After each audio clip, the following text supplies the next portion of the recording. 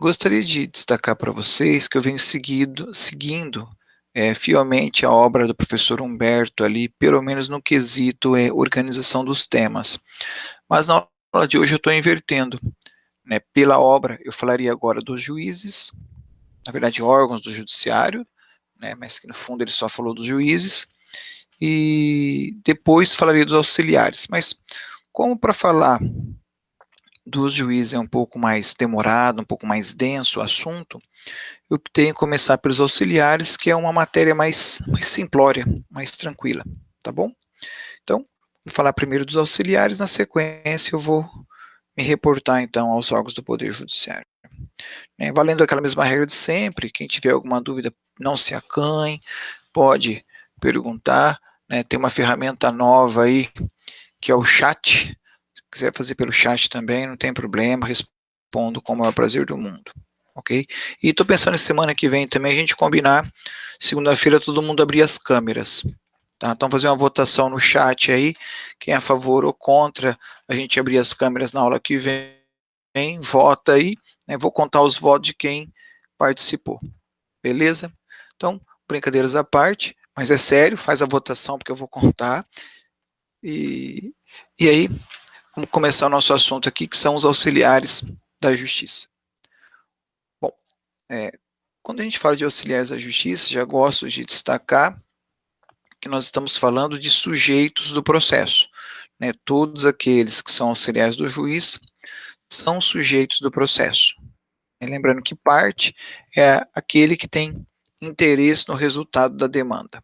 Pois bem, quando se trata, então, de auxiliares da justiça, sem nenhum critério de importância, o autor traz aí a figura do escrivão ou chefe de secretaria. Então, a conjunção ou aqui já destaca, né, que é uma alternativa. Eu posso chamá-lo de um nome ou de outro nome, né? Ou normalmente a gente encontra a palavra escrivão em processos estaduais e chefe de secretaria na justiça federal. Embora isso não seja uma regra, não tenha escrito em lugar algum, é uma terminologia normalmente, costumeiramente utilizada. O Estado do Paraná agora, com a estadualização dos cartórios, eles estão passando a adotar também a expressão chefe de secretaria para os cartórios estadualizados.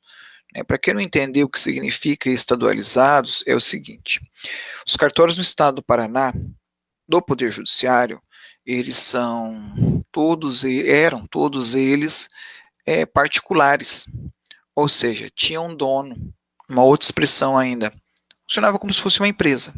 Fala, mas espera um pouquinho, justiça privada, até agora não tinha ouvido falar disso. Pois é, no Paraná, embora a justiça seja um serviço público, os cartórios eles tinham donos, eram todos privados. Com a Constituição de 88, isso acabou. Hoje, para você poder entrar num cartório, você tem que passar por um concurso público. Antes era por indicação. Ou seja, se você tivesse um grande amigo dentro do governo, você conseguiria ter um cartório para você, que me perdoe a expressão, né, tenho muitos amigos que são cartorários, mas era tido como uma verdadeira máquina caça-níquel. Por quê? Era dinheiro certo, não tinha o tipo de empreendimento que não tinha como dar errado. Por quê? É um serviço obrigatório, todo mundo tinha que passar por ele e tinha grande arrecadação. Alguns cartórios, como por exemplo cartório de títulos e documentos, cartório de protestos, cartório de protesto, perdão, era uma verdadeira briga quando liberava um cartório para poder a pessoa assumir devido à rentabilidade que um cartório desse dava. Mas hoje isso acabou, né? Hoje para você poder ter acesso a esses cartórios, não que a rentabilidade tenha diminuído, mas para poder ter acesso a esses cartórios é mediante concurso público, ok? Claro que eu não vou entrar na polêmica se é muito, se é pouco, a responsabilidade que cada um tem, né? Isso é uma coisa que não é nosso objeto de estudo. Importante frisar é que o escrivão, como o próprio nome fala, né, ou chefe de secretaria, eu prefiro o escrivão, eles são responsáveis pelas escritas. São os escrivães que emitem os mandados de citação, os mandados de penhora, os editais, né, são os escrivães que organizam as agendas do juiz, enfim, ele é um auxiliar, podemos dizer que é um auxiliar direto do juiz, é o escrivão que acompanha as audiências. É claro que, com o volume de serviço, né, o escrivão é o titular do cartório, o chefe de secretaria é o titular do cartório, ele vai ter outros auxiliares, pessoas capacitadas, que vão muitas vezes ajudar nesse trabalho. Então, às vezes, não é o escrivão quem faz a audiência, mas é um funcionário, uma pessoa, né, hoje concursada também, que vai estar ali exercendo uma função de colaboração, claro que sempre sob a supervisão desse escrivão, que, por sua vez, sempre está sob a supervisão do magistrado. Ok? Então, essa é a figura responsável, então, pela escrita dos processos, responsável pela guarda dos processos. Hoje, como é digital, ficou mais singela a atividade dessa questão de guarda de processo, mas ele era o responsável pelos processos que tramitavam dentro da vara, dentro da secretaria. O segundo auxiliar da justiça, muito importante que nós temos, é a figura do oficial de justiça. O oficial de justiça, ele seria, né, os olhos e os ouvidos do juiz. É o oficial que vai citar o réu, é o oficial que vai cumprir o mandado de despejo, de desapropriação. Também se ingressa por concurso público e hoje tem as diversas justiças têm exigido, inclusive, curso de bacharel em direito para ser oficial de justiça, o que é importante, né? A gente, no passado, antigamente, também o oficial de justiça era por nomeação, e a gente tem histórias aí, né, de oficial que tinha lá o quarta série primária e fazia todo um trabalho, né? Eu conheço vários que não tinham formação alguma, né, sabia ler mais ou menos, escrevia mais ou menos e era oficial. Hoje mudou, o judiciário, felizmente, se profissionalizou, evoluiu, então você tem. Então, o oficial é a pessoa concursada que vai cumprir as ordens do juiz, vai fazer valer a ordem do juiz. Se necessário, inclusive com força policial, como vocês devem ter visto já pela televisão, desapropriações, em que o oficial chega lá com força policial para poder acompanhar. Ok? Então, o oficial, ele é o auxiliar direto do juiz também. Pois o autor fala do perito. Aqui, o perito tem que advertir vocês que no sistema brasileiro nós não temos peritos vinculados ao Poder Judiciário. Então, o Judiciário não tem corpo de peritos.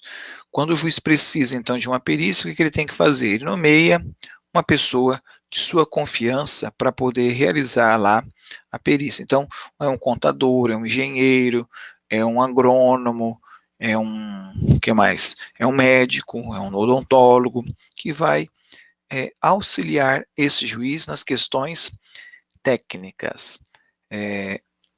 Lembrando que nós temos, sim, um Instituto de Criminalística do Estado do Paraná, que é vinculado ao Poder Executivo, e esse, sim, vai fazer algumas perícias na área criminal. Então, eventualmente, aí, nós vamos utilizar essa figura, como a lei exige, lá na frente nós vamos ver na parte de provas, no semestre que vem, ou nós, ou o professor que estiver com vocês, que algumas adulterações de documento, algumas perícias em adulteração de documento, deverá, na verdade, preferencialmente ser feita pelo Instituto de Criminalística, mas isso, como eu disse no começo, são estudos que não pertencem ao Poder Judiciário. Se o Judiciário precisar dessas questões, ele tem que nomear alguém. Então, para um DNA, vai ter que nomear um laboratório para fazê-lo. Enfim, dependendo da perícia, vai ter que ter alguém para fazer. Sempre de confiança do juiz e também vai ser pago pela parte. Então, a parte que requereu aquela perícia, aquela prova, é quem vai custear esse valor que será reembolsado ao final por quem perder o processo. Claro que tem centenas de meandros, né, de aspectos sobre a perícia que eu não vou me ater agora, porque é matéria pertinente à produção de provas. Então, lá na parte de produção de provas, a gente vai conseguir aprofundar bastante esta questão dos peritos. Outro auxiliar que o autor traz para nós é o depositário administrador. Esse depositário administrador, ele é a figura que vai ser o responsável pela guarda dos bens eventualmente apreendidos pela justiça. Também ele tem muita importância lá na seara penal, quando apreende uma arma, apreende uma moto furtada, um carro, uma bicicleta. É esse depositário e administrador que vai guardar e zelar pela integridade desses bens. No processo civil, eles existem, eles estão lá, pertencem aos quadros do Poder Judiciário, mas a sua importância também fica para segundo plano, porque normalmente, no processo civil, o que a gente procura fazer? Se eu tenho apreensão de um bem, de uma mercadoria, a gente procura sempre que esse bem fique sobre a guarda e a responsabilidade do autor, né, para que o réu realmente, para que o executado realmente venha para um acordo, para que o executado realmente venha cumprir a sua obrigação. Ou ainda, esse bem ele é apreendido, ele fica sob uma constrição judicial, mas ele fica com a própria pessoa, para que a pessoa cuide desse bem, zele, porque a gente sabe que, vamos pegar um veículo num pátio, tomando sol e chuva, com 2, 3 meses, ele começa a se deteriorar. Ao passo que esse mesmo veículo, se ele continua sendo utilizado, continua sendo feita a sua manutenção, ao final do processo, que pode ser em anos, ele vai estar em melhor estado de conservação. E na semana passada, comecei nessa semana, na verdade, teve uma matéria aí no G1, que mostrava lá uma Ferrari única no Brasil, amarela, não sei se alguém viu essa reportagem, que ela está lá estragando no pátio da Justiça em São Paulo, porque não consegue vender, não consegue nem virar sucata, porque ela está apreendida em um processo judicial, está lá sob a guarda de um depositário. Eu acho uma besteira, a gente poderia vender esse bem, depositar o dinheiro numa conta, o dia que o processo acabar, se o autor tem razão, ou se o réu tem razão, recebe o dinheiro, né, e que compre uma outra Ferrari, compre uma outra coisa. Você fala, mas às vezes não remunera. Melhor do que estragar. Hoje, quando terminar o processo, o bem não vai servir para mais nada. Ok? Então, fechando o raciocínio, o depositário é quem vai zelar e cuidar dos bens apreendidos judicialmente. Outra figura que se assemelha muito à figura do perito, né, é o tradutor. O tradutor, não precisa nem explicar, né, aquela pessoa que vai traduzir documentos de uma língua estrangeira para o português.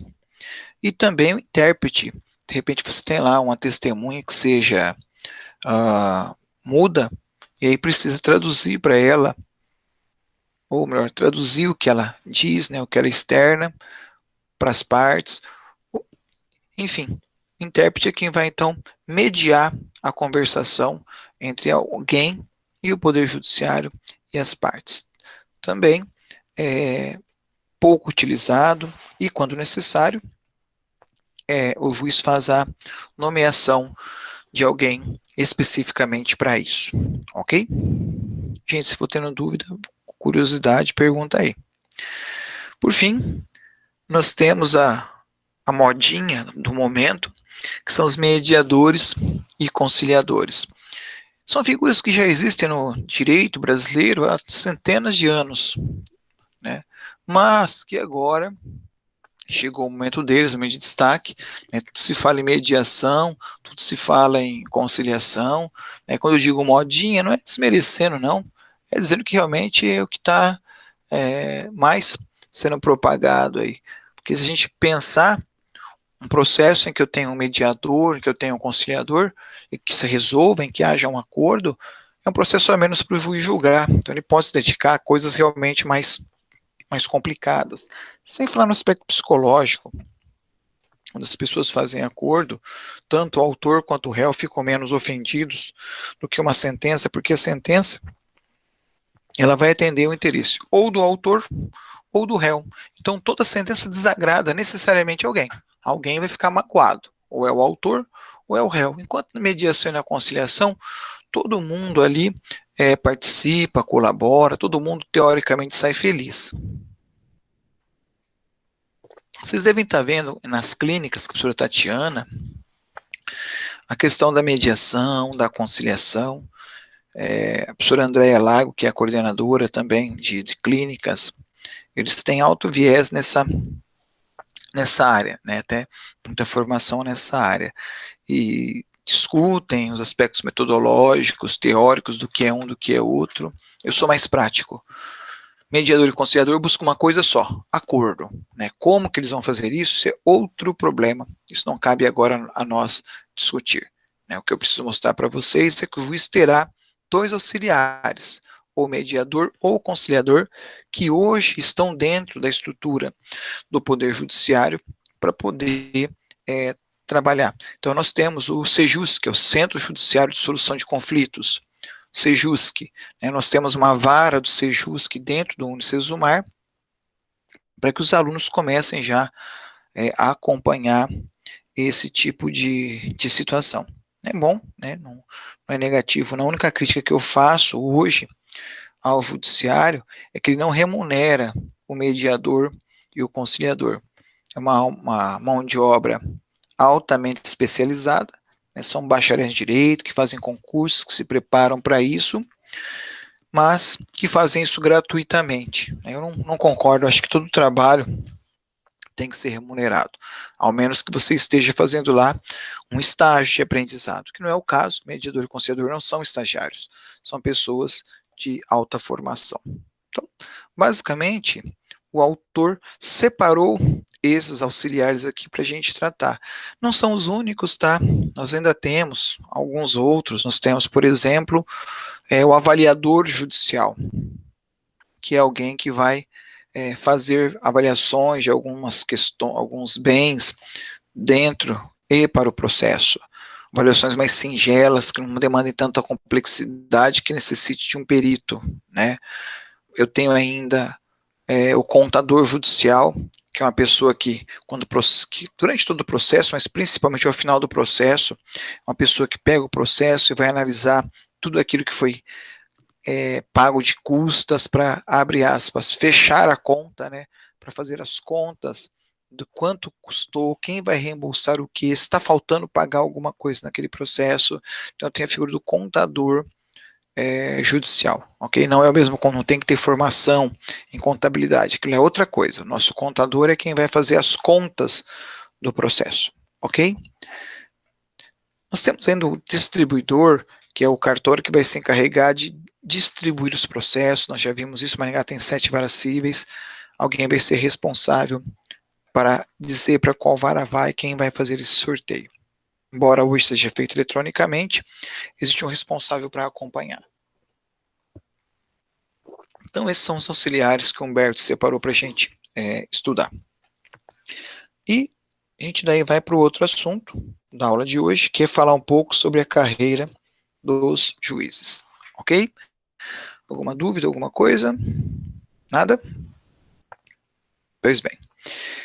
Quando a gente fala de juiz, a primeira coisa que vocês têm que saber é que ele entra na carreira por meio de um concurso público. Então, tem concursos específicos: juiz estadual, juiz federal, juiz do trabalho.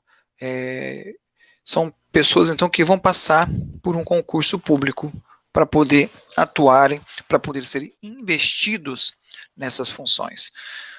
O autor traz uma série de informações, né, mas eu procurei sintetizar e separar aquelas que realmente são indispensáveis para a nossa vida enquanto bacharéis em direito, especificamente em processo civil. Bom, separei para vocês as principais que eu já mencionei em uma aula anterior, bem no começo do ano, rapidamente passei por elas, então vamos recapitular, que são as garantias do juiz. Então isso está lá na Constituição Federal, o artigo 95, traz para nós aí quais são as garantias do juiz. A primeira delas é a vitalicidade, que vale dizer, uma vez aprovado no concurso, uma vez investido na função, é para toda a vida. Enquanto ele for vivo, vitalício, enquanto ele for vivo, ele será juiz.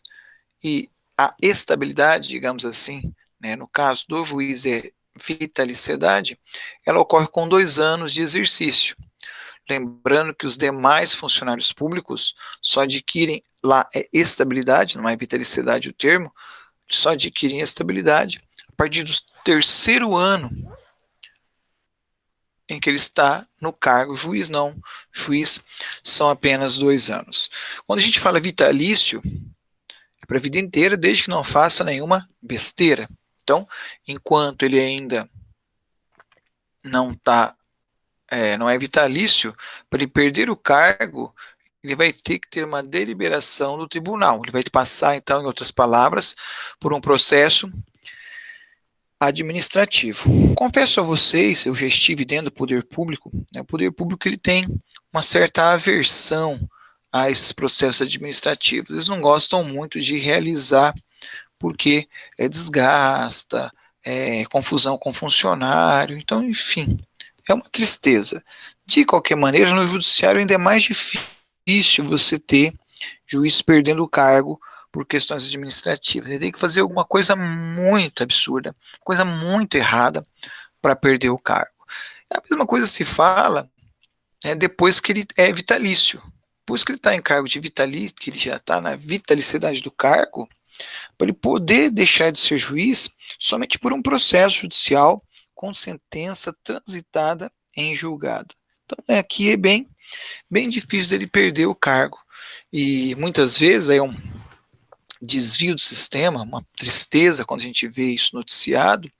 Quando há um desvio de função, do juiz faz alguma coisa errada, ele vai ter que fazer o quê? Ele vai precisar.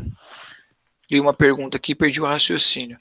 Estava falando assim, ele tem que ter feito uma coisa muito errada, e o tribunal, via de regra, ele vai afastar o juiz, vai aposentar esse juiz. Ele afasta o juiz, e o que é mais interessante, com vencimentos integrais. Então ele faz uma coisa errada, a pior sanção dele, ficar em casa ganhando salário sem ter que trabalhar. Mas isso é disfunção do sistema, eu não quero adentrar nisso, que não é o nosso foco é garantia. Qual é a garantia dele? É a vitaliciedade. O Jackson me perguntou aqui se o nosso amigo Moro, né, Jackson, se o Moro deixou o cargo de ministro, volta a ser juiz. Não. Ele, para ser juiz, para ser ministro, ele teve que abrir mão do cargo. Nós vamos falar daqui a pouquinho das vedações, o que ele não pode fazer. Então, o Sérgio Moro, o Witzel, que é o governador do estado do Rio de Janeiro, para poder se envolver com políticas, eles tiveram que abrir mão da vitaliciedade. Então, se o Moro quiser ser juiz novamente, ele vai precisar passar por um concurso público, como eu, como vocês, como qualquer outra pessoa. Prova de xizinho, prova dissertativa, prova de sentença, prova oral e titulação. Então, respondido aí, né, Jackson? Então, segunda garantia que ele tem é a inamovibilidade. O que é essa inamovibilidade? Ele não pode ser removido, ele não pode ser transferido.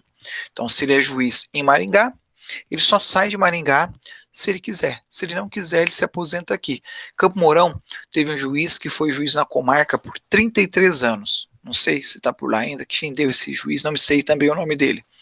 Mas ele foi um juiz que quis ficar ali, né? E tem uma exceção aí, que é salvo por motivo de interesse público. De verdade, nunca vi isso acontecer. E é bom que não aconteça mesmo. O juiz, ele mexe com poderosos, ele mexe com pessoas que têm grande poder financeiro, grande poder, digamos assim, crime organizado. Então ele tem que ter a tranquilidade que ele vai ficar ali, que ninguém vai tirar ele dali. Senão ele teria medo de dar sentença contra governadores, presidentes e por aí vai. Terceira e última garantia é redutibilidade de subsídio.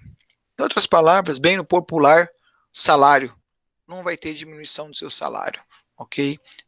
funcionário público não recebe salário, recebe subsídio ou vencimento, mas é apenas uma questão terminológica. Na prática, não reduz o seu ganho mensal, o que é importante também, né? Por quê? Garantia é para dar tranquilidade ao juiz, para que ele possa julgar, para que ele possa, se necessário, se indispor com as pessoas da cidade. Beleza? Bom, tendo garantia, ele também vai ter os seus problemas, em que traz a ele o quê? A vedação. Então ele vai ser vedado de praticar alguns atos. O primeiro deles está ali, exercer em disponibilidade outro cargo ou função. Então, Jackson, aqui ó, exercer ainda que disponibilidade outro cargo ou função. Então ele não pode, foi o caso aqui, se encaixa certinho. No caso do Moro, cai esse aqui exatamente a proibição que ele teve. Então ele não pode ter nenhum outro cargo, a não ser cargo de magistério. Então, juízes, eles podem ser professores, ter um cargo de professor. Aqui quando fala ter um cargo, outro cargo, está se referindo a concurso público, tá? Então ele pode prestar concurso numa estadual, numa federal e ser professor. Não pode ter mais um, não pode ter dois concursos para professor. É claro que envolve outras questões, que é questões também de disponibilidade de tempo, né? Ele tem que ter, não pode haver conflito entre os horários dos dois concursos. Mas ele também pode ser professor em iniciativa privada. Por exemplo, o Cesumar hoje tem 2 juízes federais que são professores. Uma das turmas, ou a OB, inclusive teve aula com ele, que é o professor Kleber, que é juiz federal, e atua então como professor. Então esse é o único cargo que ele pode exercer. Ainda, ele não pode receber custas de processo, de jeito nenhum. Então, porque aqui ele é uma forma de evitar que ele se venda, vamos dizer assim. Né? Ele não pode receber dinheiro, uma coisa óbvia demais. Não pode receber dinheiro para julgar processo. É o vencimento, ele não tem participação em resultado de processo. O que ele ganha é o vencimento dele, é o subsídio que ele recebe. Aqui o Witzel, ó, participar de atividade político-partidária. Também é uma das vedações. Então, essas pessoas que querem ir para a política não tem problema. Pode ir, só que deixa de ser juiz. E se quiser voltar, precisa passar por um novo concurso. Ainda, receber a título ou pretexto, auxílio, contribuição, qualquer outra coisa. Ele não pode receber dinheiro. Antigamente, há 25, 30 anos atrás, não era raro final de ano, juízes receberem presentes, caixas de vinho, uísques importados, viagens para o exterior, estadia em resort, banco, principalmente fazia muito isso, né? Isso hoje acabou, se moralizou, hoje o CNJ, e não só o CNJ, a população de modo geral está mais atenta a essas questões. Então, isso não pode acontecer, e se vier a acontecer, o juiz terá problema com isso. Exercer advocacia no juiz ou tribunal do qual se afastou antes de decorrido 3 anos. Então, mesmo que você seja juiz, se aposentou, né, ou saiu do cargo, você por 3 anos não vai poder advogar. É uma forma de você poder garantir, digamos assim, uma certa, quebrar um certo vínculo, porque imagina você, ministro do STF, são lá 11 ministros, estão juntos todos os dias, ou pelo menos 3, 4 vezes por semana, aí discutindo, participando de almoço, viagens, natural, vão formar laços de amizade entre eles e seus familiares. Aí no dia seguinte você sai do cargo, se aposenta e vai advogar. É óbvio que haverá ali algum risco de ter alguma coisa, um favorecimento indevido. Então, para isso, a lei coloca 3 anos. Inclusive, eu achei uma matéria interessante, queria até compartilhar com vocês aqui, deixa eu ver se vai dar certo. Isso aqui, ó, falaram do Sérgio Moro. Então, Sérgio Moro não poderia advogar por 6 meses. Aqui é diferente, ele estava afastado por outra função, né, e já faz vários anos, mais de um ano que ele estava fora também, só que ele pediu para sair do cargo. E olha o que decidiram. Nesta terça-feira, então anteontem, a Comissão de Ética da Presidência da República decidiu que o ex-ministro Sérgio Moro não poderá trabalhar como advogado pelos próximos 6 meses. Então, por 6 meses, ele não poderá ser advogado. E ele traz uma coisa que, de fato, eu confesso que eu não sabia, e confesso que me chamou muita atenção isso aqui. Moro ainda receberá seu salário como ministro. Então, ele vai continuar recebendo salário por 6 meses, embora não esteja na função. Eu não sabia disso, eu confesso que fiquei bastante surpreso com essa informação. Apesar de eu conhecê-lo, mas algumas coisas não entram na minha cabeça. Essa é uma, né, que eu acho que não está certo, né? Cada um tem sua opinião. Por que eu acho que não está certo? Se você sabe que vai ser ministro, você já sabe que você não vai poder advogar. Então você sabe que você não teria essa renda, você tinha que se precaver. É a mesma coisa, esses auxílios, auxílio mudança. Quando a pessoa voluntariamente quer participar de uma eleição para deputado federal, ele sabe que o deputado federal trabalha em Brasília. Ora, ou se muda para Brasília, ou o seu próprio salário, que não é pequeno, que custeia as viagens para você estar indo para lá e sua mudança. Mas, enfim, isso é outra coisa bem mais profunda, né? Não quero gastar o tempo de vocês com isso, mas eu gostaria que vocês refletissem nisso com futuros aí aplicadores do direito. De qualquer maneira, qual é o nosso foco? Se a pessoa se afasta do cargo, ela tem lá um período que ela não pode atuar para que possa diminuir esses vínculos entre o juiz e as pessoas que estão ali no cargo. Ok? Então, essas são as vedações que tinha. Falaremos agora, então, de como o juiz vai conduzir os processos. Bom, na condução do processo, está lá no 139 agora do Código de Processo Civil, ele está lá assegurar às partes igualdade de tratamento. Isso que é o princípio da isonomia. É aquele tipo de coisa que eu sempre digo, não precisava nem escrever um negócio desse. Não precisava nem escrever, mas a gente escreve porque sabe como as coisas funcionam. Então, todo mundo tem que ter a igualdade de tratamento. Velar, né, zelar pela razoável duração do processo. Então, não ficar atrasando o processo, fazendo com que o processo ande rápido, no que puder fazer para que o processo acelere, deverá, então, dar a sua contribuição, sempre respeitando, por óbvio, o devido processo legal. Reprimir, prevenir e reprimir o quê? Ato de dignidade da justiça. Então, se a pessoa viola, falsifica documento, adultera, forja testemunhas, tudo isso ele tem que fiscalizar, indeferir postulações meramente protelatórias, quando ele vê que a parte só está querendo ganhar tempo, adiar o processo, para tentar uma prescrição, ele pode indeferir aquelas medidas, né? Quarto, medidas indutivas, coercitivas, mandamentais, pena pecuniária. Então, se ele observa que a parte não está cumprindo a decisão, ele pode impor multa pelo descumprimento da decisão judicial, ou medidas coercitivas. A gente viu umas novas aí no direito, né, com o novo código, apreensão de passaporte, apreensão de carteira nacional de habilitação. Então, são medidas que vão fazer com que a pessoa procure ter mais interesse, então, em estar resolvendo as questões perante a justiça. Isso aqui é muito importante. A qualquer tempo, buscar, então, o acordo no processo. Buscar que as pessoas busquem um acordo. Aquilo que a gente mencionou agora há pouco, inclusive com a ajuda de conciliadores e mediadores. Eu tenho aqui uma observação a fazer aqui. Acho muito importante a figura do juiz numa audiência.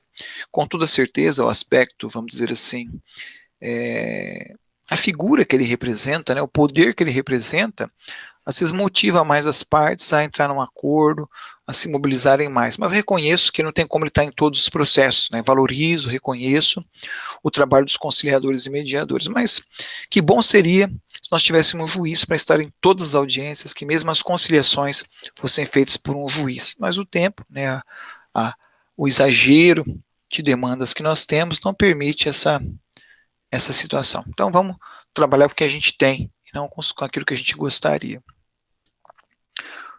Prazos. Então o juiz ele não pode ficar mexendo em prazo para lá para cá. Ele tem que tomar cuidado com as provas para permitir que haja sim um bom julgamento.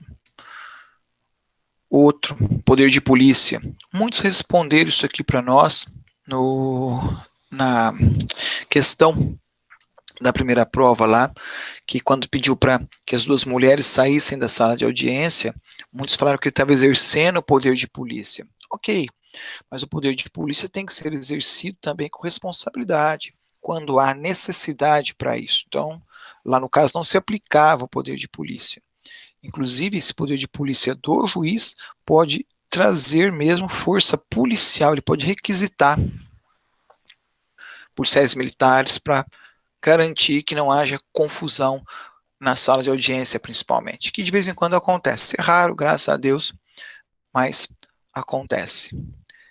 Aqui, determinar a qualquer tempo o comparecimento pessoal. Ele pode chamar as partes para entender o que está acontecendo no processo. Eu acho que isso aqui é louvável também, porque quem vai dar a sentença é ele, então quem tem que entender o que está acontecendo é ele. Então, ele precisa ter essa postura, né? Essa postura também se reflete aqui, ó, pressupostos processuais, saneamento. Então, qualquer vício, qualquer erro do processo, ele, juiz, tem que estar atento para permitir que, de fato, não haja nenhum distúrbio, nenhum desvio do processo. Ok? Por fim, que são as questões repetitivas, que é algo novo, né, no Código de Processo, no anterior não tinha isso. Demandas muito iguais, demandas de consumo, demandas de massa, vamos dizer assim. Então ele observa que está tendo muita ação sobre determinado assunto, muita ação sobre determinado assunto. Ele pode encaminhar essas questões para o Ministério Público, para que o Ministério Público, se ele quiser, ele propõe uma ação coletiva para poder, que ao invés de resolver 1000 processos separadamente, faz uma decisão só, né, coletivamente resolva todo mundo, todos os problemas. Mas, como eu disse, é algo novo. Nós não temos a notícia disso acontecendo muito pelo país afora, mas é uma saída, é uma alternativa interessante à disposição dos juízes e do Poder Judiciário como um todo. Ok? Bom, nós vimos as garantias, vimos as vedações, as proibições, e a gente precisa entender por que tudo isso acontece, né? Qual é o objetivo de tudo isso, o objetivo das garantias, os objetivos dos poderes, das vedações. Tudo morre nisso aqui, ó, o princípio da imparcialidade. Olha o que o Humberto fala para nós. É imprescindível a lisura e ao prestígio das decisões judiciais a inexistência da menor dúvida sobre os motivos de ordem pessoal que possam influir no ânimo do julgador. Então, o mais importante dentro da estrutura do Poder Judiciário é a imparcialidade. O juiz tem que ser imparcial, a gente tem que ter essa segurança na figura do juiz. Então, para isso, se a gente observa, atenção agora, se a gente observa qualquer quebra de imparcialidade, a gente pode pedir o afastamento do juiz. Esse é um direito das partes. Ele pode pedir o afastamento de duas formas. A primeira forma é o chamado impedimento. Então, vocês vão observar que o impedimento são causas graves, são causas que de fácil comprovação, né, tem duas situações apenas que eu não consigo comprovar por documento. Todo o resto é feito, todo o resto você consegue encontrar documentos com facilidade, tá? Então, vamos ver quais são as causas de impedimento. Tá lá, ó, atuou como mandatário da parte, perito, membro do Ministério Público ou prestou depoimento como testemunha. Ora, vamos pegar a testemunha. Se o juiz foi testemunha no processo, é claro que ele teve a tendência de auxiliar uma das partes. Como que ele vai ter a imparcialidade agora para julgar, ou mesmo se ele antes tinha o concurso de Ministério Público e mudou o concurso, fez um novo concurso para juiz e pegou o mesmo processo que ele já atuou, ele como Ministério Público ele tem a formação dele, a convicção dele. E agora, ele vai julgar diferente da primeira convicção? Dificilmente, por isso que a gente fala que ele não pode atuar no processo. Mesma coisa aqui, ele é juiz em Maringá e foi promovido para desembargador. Então ele já deu uma decisão nesse processo. Como é que agora ele vai mudar a decisão dele? Se ele condenou o réu, agora como desembargador vai absolver, ele vai assumir que ele errou em primeiro grau? Não tem lógica, né? Ninguém é tão imparcial a esse ponto, né? Aqui outro, ó, se estiver no processo como advogado, esposa, companheiro ou parente, então o teu pai é advogado do autor. Você vai deixar de favorecer o autor tendo seu pai ali? Claro que o que se espera é que o juiz seja imparcial, mas a gente tem que ter garantia. Lembra? Não basta ser honesto, tem que parecer honesto. Aqui, ó, quando for parte no processo, sua esposa, então sua esposa está lá com uma ação de indenização de 20 milhões. Você, como juiz, não vai condenar a esposa, ou melhor, não vai condenar a outra parte, não vai deixar que a esposa receba aquele benefício. Então, são questões óbvias que não tem como o juiz ter tranquilidade para julgar nesse caso. Ele até poderia ter, mas a gente não ia acreditar que ela tinha direito de achar que ele estava tentando ajudar. Quando for sócio ou membro de direção de pessoa jurídica. Agora há pouco eu falei que ele não pode ter outro emprego. Como é que ele pode ter pessoa jurídica? Ora, ele pode ser de repente o presidente da associação de magistrados. Se ele é o presidente da associação de magistrados, ele não pode julgar as ações da associação de magistrados, né? Como diz, uma questão lógica, não precisa nem estar na lei. A gente coloca na lei para ter certeza que ninguém vai exorbitar os seus poderes. Outro interessante, ó, herdeiro. Então, tem lá uma herança de 20 milhões, você é o herdeiro, você não vai receber, né? E pior, e se você tiver direito àquela herança, você julgou em favor de você mesmo, aquilo nunca, ninguém vai acreditar naquilo. Então, para evitar isso, a gente veda a atuação do juiz. Uma novidade, um novo código que trouxe isso para nós, ele proíbe, então, que o juiz atue em processo em que ele deu aula, dá aula naquela instituição de ensino, ou presta algum tipo de trabalho para aquela instituição ali, alguma coisa que ele tem, basicamente aula, né? Não tem outra coisa que ele possa fazer que não seja aula.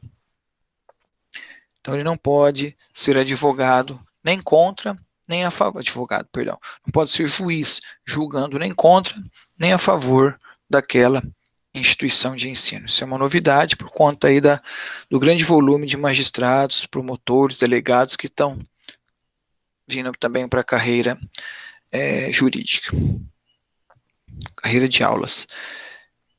O inciso 8º, figure como parte, cliente do escritório de advocacia do seu cônjuge. Então, isso foi uma prática também que começou a se observar muito. As pessoas contratavam não o advogado, mas o escritório em que o advogado trabalhava, que tinha lá parentesco com os juízes, desembargadores, ministros, para tentar algum tipo de favorecimento. Então, isso aí já foi vedado, não pode mais também, porque não pode ter um tipo de vinculação. E, por fim, nós temos aí a questão promover a ação, né, se ele for o autor da ação ou um advogado dele. Então, por exemplo, o juiz se divorciou, aí teve um advogado que cuidou do divórcio dele. Esse advogado que cuidou do divórcio dele, ele não pode julgar processos desse advogado em outros processos, por uma questão de lógica também. Ele poderia fazer o quê? Combinar com um advogado que os honorários seriam pagos por meio de outros processos que ele julgava favoravelmente a esse advogado. Então, para evitar esses conluios, esses conchavos, é que existem essas vedações, esses impedimentos para que o juiz possa atuar nesse processo. Mas e daí o que faz? Troca o juiz, né, sem nenhum problema. Mas, professor, na minha cidade lá, uma cidade pequenina, uma comarca pequena, só tem um juiz. Não tem problema, vem o juiz da seção judiciária. Ah, professor, na seção também é impedido. Ó, fica tranquilo, o Paraná tem mais de 1.000 juízes. Um deles vai poder julgar o processo, um deles não vai ter o impedimento. Só a gente buscar, né, quem é o juiz que vai ter a competência, qual vai ser o juiz natural que possa substituir o anterior. Ok? Então, essas são as hipóteses de impedimento. Como eu disse, são fáceis de entender, fáceis de provar. A difícil é agora, é a suspeição. Suspeição vem de suspeito, é algo que eu não tenho segurança, é algo que eu não tenho certeza. E já começa com isso aqui, ó. Amigo íntimo ou inimigo de qualquer das partes. Então, o juiz. O inimigo, até a gente sabe, né? Vamos pegar aí, já que o Jackson me perguntou, já que eu trouxe um slidezinho dele também, Bolsonaro e Sérgio Moro. A gente sabe que eles hoje são desafetos. Então vamos imaginar que o Sérgio Moro preste um concurso público, para juiz, ou eventualmente ainda, vai saber, ele venha a ser nomeado, né? Bom, o Bolsonaro dificilmente nomearia ele. Vamos imaginar que Bolsonaro sai o Mourão, indica o Moro para o STF. Óbvio que não haveria tranquilidade para os julgamentos do Bolsonaro. Não que um quisesse prejudicar o outro, é que o inconsciente coletivo já deixaria ali um mal-estar. Então, para evitar mal-estar, tem muito juiz. Então, vamos pedir o afastamento desse para não termos nenhum problema, para que a gente tenha certeza que as decisões serão justas.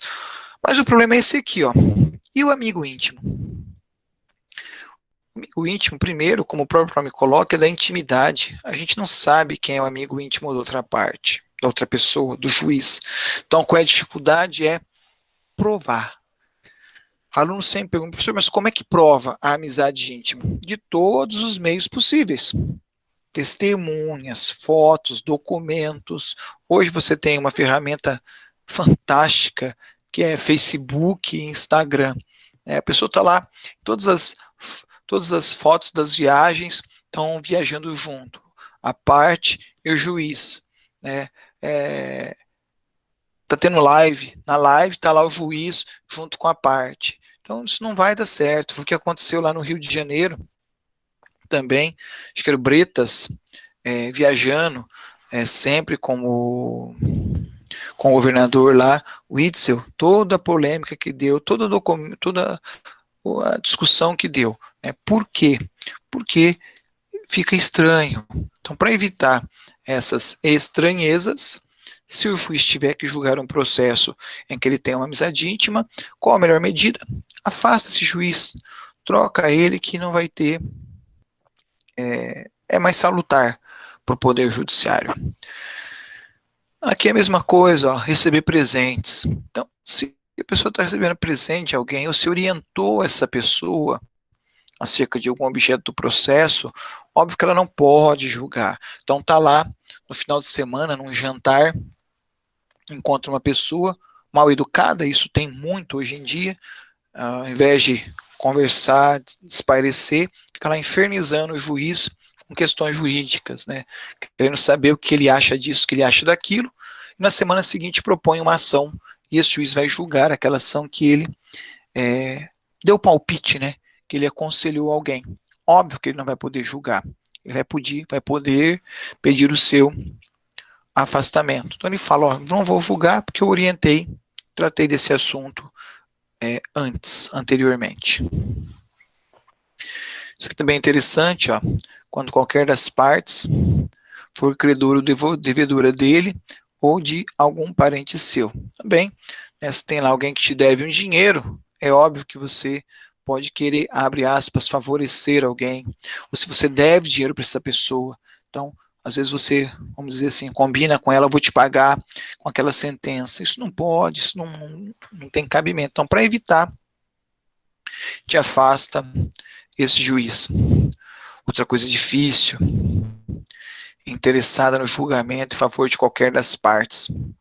Aqui me ocorreu agora, nesse instante, né, o juiz que esteja lá de alguma determinada religião e tenha um processo para julgar, né? Então, imaginemos lá que ele seja católico e tenha uma questão para julgar, a questão de aborto, autorizar um aborto. Então, é óbvio, autorizar algum medicamento abortivo. Então, por questões de religião, ele pode ser afastado desse processo, né? E o mais interessante de todos vem no parágrafo 1º. Poderá o juiz declarar suspeito por motivo de foro íntimo. Então ele pode falar, olha, esse processo aqui, eu não me sinto à vontade de julgar, né? E não precisa nem declinar qual é o motivo, qual é o porquê que ele não tem interesse. Eu me lembro bastante de um juiz... Professor, Oi, mas o juiz não tem a obrigação de julgar? veja, ele tem a obrigação de julgar, mas o julgamento ele deverá ser feito a partir dos pressupostos processuais, né, dos pressupostos jurídicos. Um dos pressupostos principais é exatamente a imparcialidade. Quando a gente fala o juiz é obrigado a julgar, às vezes há uma confusão muito grande na palavra, a palavra juiz. Na verdade, esse juiz aqui, né, mais importante do que ele é o juízo que ele representa. Então, quando a gente fala, né, o juiz não pode deixar de julgar, eu estou falando do juiz da segunda vara civil, por exemplo. Então, o juiz da segunda vara civil vai ter que julgar. Quem é esse juiz? Isso pouco importa se é o Moro, se é o Bretas, se é qual seja o juiz, se é o Kleber, se é o Anderson. O que importa é um juiz que representa o poder judiciário. Então, quando a lei fala que o juiz não pode, na verdade não é a figura física dele, é a estrutura maior. O Estado brasileiro não pode deixar de julgar. Agora, o ser humano, o juiz, por motivo de foro íntimo, ele pode deixar de julgar, ok? Agora, por exemplo, eu tinha um juiz aqui em Maringá que ele era japonês mesmo, japonês não, ele era brasileiro, filho de japoneses. Então, sempre que tinha questões que envolviam, ele era do ACEMA, ele era muito envolvido com a ACEMA, então sempre que havia processo que tinha pessoas de origem nipônica, né, digamos assim, ele se declarava suspeito para não julgar aquele processo, com a preocupação de não favorecer aquela pessoa. Então, o que a gente tem que entender, juiz não pede para sair de processo só pelo prazer de ser um processo a menos para ele trabalhar. A gente não tem notícias de que algum juiz faça isso. Então é muito mais saudável que ele se afaste do que ele dê uma sentença, digamos assim, com vícios. Tá? Então, acho que é Marlon que falou, né? Então, Marlon, quando fala ele não pode deixar de julgar, é ele o poder judiciário como um todo. Agora, a pessoa que está ali naquele momento, se for para ele dar uma sentença viciada, é melhor que ele deixe que um colega dele faça o trabalho. É nesse sentido que a gente tem que interpretar as duas questões. Ok? Não sei se respondi a pergunta. Respondeu. Beleza? Avançando. Então, agora a pergunta que certamente não quer calar, mas como é que faz isso? Né? Como é que é o procedimento para que isso aconteça? Não é difícil, não é uma coisa que tem bastante lógica, muito óbvia até. Né? Qual é o procedimento? Né? O procedimento é a parte, seja autor, seja réu, se não for o caso do foro íntimo, né, que é o próprio juiz que se declara. Fora o foro íntimo, então, a parte, o autor ou réu, ele vai e diz lá, faz uma petição informando, olha, entendo que o juiz é suspeito por causa disso, disso, disso. Entendo que é impedido por causa disso, disso, disso. O que vai acontecer? Vai dar a palavra para o juiz vai poder se manifestar, se reconhecendo o impedimento ou reconhecendo a suspeição. Se ele reconhecer o impedimento ou reconhecer a suspeição, ótimo. A gente troca o juiz, vem um novo juiz para o lugar dele, sem nenhum problema, sem nenhuma sanção, punição, nada. Simplesmente troca o juiz. Agora, se o juiz diz que não é suspeito, diz que não é impedido, tem que apresentar as provas dele, as testemunhas dele, né, os argumentos dele, e aí, atenção, se o juiz não reconhece, processo vai para o tribunal. Aí é o tribunal que vai decidir se ele é suspeito ou não. Se o tribunal entender que ele não é suspeito, ele permanece julgando o processo. Se o tribunal entender que ele é suspeito, troca ele e vem um novo juiz para dar seguimento ao processo daquele momento para frente. Então essa é a ideia. Agora, o que a gente não pode esquecer é aquela frase inicial que eu coloquei para vocês lá, que era a imparcialidade. É a coisa mais importante dentro do que a gente tem no Poder Judiciário, é a imparcialidade, tem que ter lisura no julgamento, tem que dar às partes tranquilidade de que será um julgamento justo. Né? É muito bacana a gente ter o juiz quando ele é nosso amigo, pior é quando ele for nosso inimigo ou amigo do nosso desafeto. Então, para evitar esses nonsenses, é que tem aí a suspeição e impedimento, que serve para a gente afastar o juiz do processo. Né? Então, como me pediram aqui, vamos recapitular, como é que é feito, então, o procedimento? A parte que julga o juiz, a parte que julga o juiz, que entende, né, não é que julga, a parte que acredita que o juiz seja suspeito ou impedido, faz uma petição e informa, fala, olha, o juiz fulano de tal, ele é suspeito. Para quem que ele faz essa petição? Ele faz essa petição para o juiz suspeito. E vai dizer, juiz, quero afastar o senhor do processo porque o senhor é suspeito. Por que o senhor é suspeito? O senhor é amigo íntimo da parte, que eu estou vendo que o senhor foi para o Rock in Rio com ela, o senhor foi para Lollapalooza com ela, então quero acreditar que as pessoas que viajam juntas são amigos. Se são amigos, são suspeitos. Aí vai para o juiz vai dar a sua resposta, né, o seu contraditório. Vai dizer se é suspeito, se ele reconhece que é suspeito, ou se ele não reconhece que seja suspeito. Se ele reconhecer que é suspeito, troca o juiz. Simplesmente sai ele do processo e vem um novo juiz para o processo. Agora, a parte fez a petição, disse lá do Rock in Rio, disse lá do Lollapalooza, disse lá das viagens. O juiz vem e escreve. Não é nada disso. Não conheço a pessoa. Foi mera coincidência a gente estar na foto abraçado? Foi mera coincidência? Se ele não reconhece, aí vai para o tribunal. O tribunal é que vai analisar, né, aquelas fotos, aquelas testemunhas que presenciaram as coisas, e a partir das provas que o autor levou, o réu levou, das provas que o juiz levou, aí o tribunal vai dizer se o juiz fica ou não fica. Então, o que vocês têm que sempre lembrar é que não tem sanção, o juiz não vai perder cargo, não vai apanhar, não vai levar para o chão de orelha por não ter se auto-intitulado, se auto-reconhecido, suspeito ou impedido. Ok? Não sei se respondi, Bruna, ficou mais claro agora?